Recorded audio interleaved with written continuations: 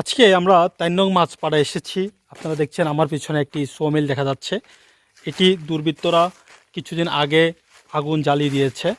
তো এখানকার যে মালিক রয়েছেন তিনি জানিয়েছেন তার যে লক্ষ টাকা খরচ হয়েছে সেটি নিমিষেই পুড়ে যাওয়ার কারণে বিশাল ক্ষতিগ্রস্ত হয়ে গেছেন।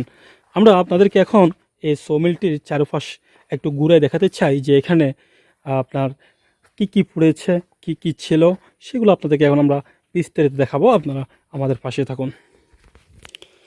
দর্শক, আমরা হাঁটতে হাঁটতে চলে আসছি সেই চৌমিলটির একদম কেন্দ্রে। আপনারা দেখছেন এখানে যে মেশিন দিয়ে আপনার কাঠ চিরানো হয় সেই মেশিনটি দেখা যাচ্ছে।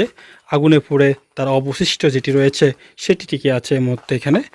এই যে দেখছেন ইঞ্জিন, অর্থাৎ এটি এই জেনারেটরের মাধ্যমে এটি পরিচালিত হয়। পুড়ে আর অবশিষ্টটা এই মুহূর্তে দেখা যাচ্ছে।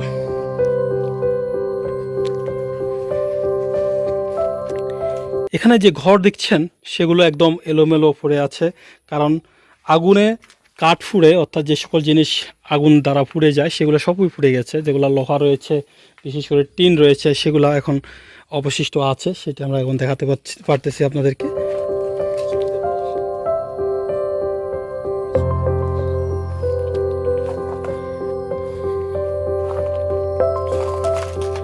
এটি হচ্ছে আপনার মোটর, যেটার সাহায্যে আসলে এই মেলটি ঘুরানো হয়।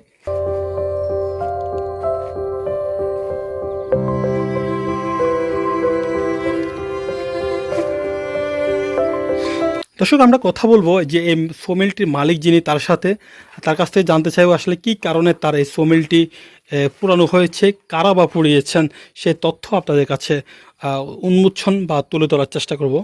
আপনারা আমাদের প্রতিবেদনটি শেষ পর্যন্ত দেখতে থাকুন, তাহলে অবশ্যই বিস্তারিত জানতে পারবেন। আপনারা দেখছেন যে প্রত্যেকটি অবকাঠামো এভাবে পুড়ে ছারখার হয়ে আছে এই মুহূর্তে। আমরা দূর থেকে এটা সম্পূর্ণ একটি ভিউ আপনাদেরকে মতো আমরা দেখাবো। দর্শক, একদম দূর থেকে যদি আমরা দেখি তাহলে ঠিক এই অবস্থায় রয়েছে বর্তমান যে সোমিলটিতে আমরা এসেছি। আমরা আবার আপনাদের কাছে যেই কথাটি ব্যক্ত করতে চাই সেটি হচ্ছে এটি খাগড়াছড়ি জেলার মাটরাঙ্গা উপজেলার ৩ নং ইউনিয়নের মাছপাড়ায় এই সোমিলটির অবস্থান। এটি গত কিছুদিন আগে পুড়ে দেওয়া হয়েছে, তবে কোন তারিখে পুরানো হয়েছে সেটি আমরা মালিকের সাথে কথা বলে সেটি স্পষ্ট করব। তবে তার আগে আপনাদেরকে একটি প্রাথমিক ধারণা দিচ্ছি যে এটির পুরানোর চিত্র, অর্থাৎ পুরানোর পর অবশিষ্ট কী অবস্থা রয়েছে সেটি আপনাদেরকে একটু দেখার চেষ্টা চালিয়ে যাচ্ছি।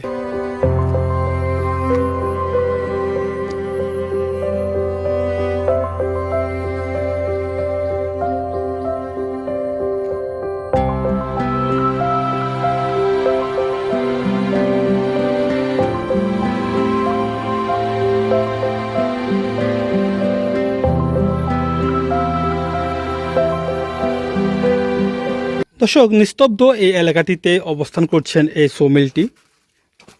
এখানের এই মিলটি থাকার কারণে আমরা স্থানীয় অনেকের সাথে কথা বলেছি। তারা জানিয়েছেন এই মিলটির মাধ্যমে এলাকার যে টুকিটাকি গাছ চিরানোর মাধ্যমে মানুষ ফার্নিচার তৈরি করেন সেগুলো এই মিল থেকে গাছ চিরাতেন, অর্থাৎ এই মিলটির সাহায্যে তারা অনেক সুযোগ সুবিধা ভোগ করতেন।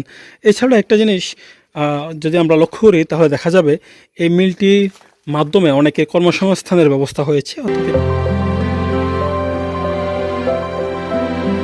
চারিদিকে শুনশান নীরবতা, চারিদিকে পাহাড় গাছপালা, ঠিক মাঝখানের একটি নিচু ভূমিতে এই মেলটির অবস্থান।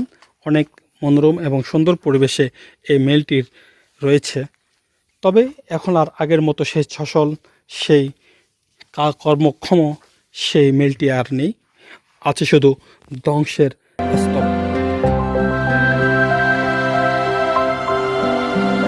আমরা অনেক চেষ্টা করেছি যে মেলটির মালিক যিনি তার সাথেই কথা বলা যায় কিনা। আমরা ইনফরমেশান নিয়েছি এই সোমেলটির মালিক শাহিন মেম্বার নামে একজন ব্যক্তি, তিনি তার এই মেলটি পুরানো হয়েছে মূলত। এখন কারা পুড়িয়েছেন সেই সম্পর্কে তার সাথে কথা বলার অথবা তার সাথে যোগাযোগ করার চেষ্টাও আমরা করেছি, বাট তার কোনো সন্ধান বা তার কোনো খোঁজখবর পাইনি। তার পরিবারের লোকজন জানিয়েছেন তিনি বর্তমানে বাসায় নেই, অর্থাৎ বাড়ির বাইরে রয়েছেন, সেজন্য তার সাথে আমরা কথা বলতে পারিনি। অবশেষে চলে যাচ্ছে এমএলটির প্রাঙ্গণ থেকে যাওয়ার সময় শুধু এই মিলটির ধ্বংসস্তূপ রেখে গেলাম আপনাদের জন্য।